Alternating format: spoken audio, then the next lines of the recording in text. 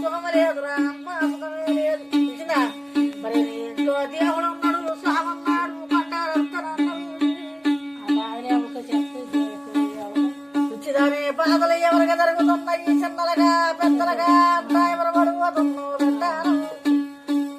బాధలు జరిగేది చిన్న గంటి గడ్డమన్నాను, పెద్దల గంటి పట్టున్నాను, ఆధారమైన పండు మరి ప్రాణానికి చికాకు జరుగుతుంది అని చెప్పాను.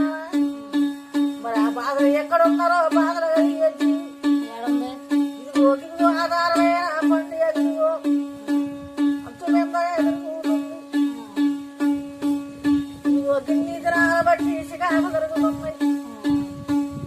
రోజుల వారాల నెల చెప్పవద్దు, రోజులంటేనే రక్తం, వారాలంటే కమ్మ, నెలంటే పట్టుకుంటూ అని. మరి కొద్ది రోజులే టైం అవుతుంది, ప్రాణానికి సుఖం ఉండదు, జీవితానికి సుఖం లేదు. మరి ఇంట్లో దేవుడు ఉన్నాడు కానీ దేవుడు చేసిన దైవం కాదు, స్వామి చేసిన శక్తులు కావు. అమ్మా దేవుడు చెయ్యట్లేదు, బాధలు పెద్దలు చెయ్యట్లేదు.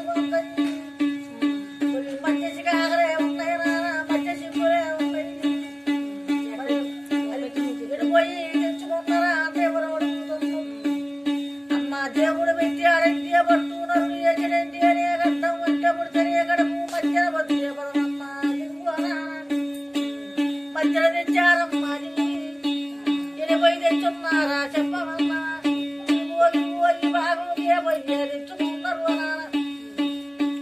మరి కారగా పోయారు, కంపని తెచ్చుకున్నారా అమ్మ. అక్కడికి బలగబట్టనే పోయారంటే పొలమన్నా, బలగబట్టరా పోతే పొలం. మరి బతుకు తెరలేనే పోతే గడ్డం, మరి పేరు గురించి పోతే పొట్టమ్మా. అమ్మా మరి చక్కడ పేరు గురించే వెళ్ళున్నారు కానీ బాధలు వస్తాయంట కలగలేదు. మరి పండు విషయాలు జరుగుతున్నాయి, ఎదురు పడుతున్నారు. జ్ఞానానికి చూస్తుంటే ఒక రోజు మంచిగుంటే ఒక రోజు బాగోట్లేదు, గంట బాగుంటూ గంట బాగోట్లేదు.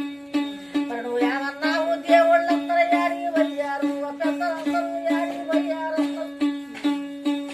నీ ఇంట్లో దేవుడు ఉన్నాడే అమ్మ, స్వామి పెడతామన్నారు, సంబరంగా పెడతామన్నారు. అది నామాల స్వామి అని పొట్టు, ఆడదేవతంటి అని గంటం. ఆ తల్లి ఏడున్నాదు, ఏ మూలంలో తిరుగుతున్నావో చెప్పమమ్మా. బాగు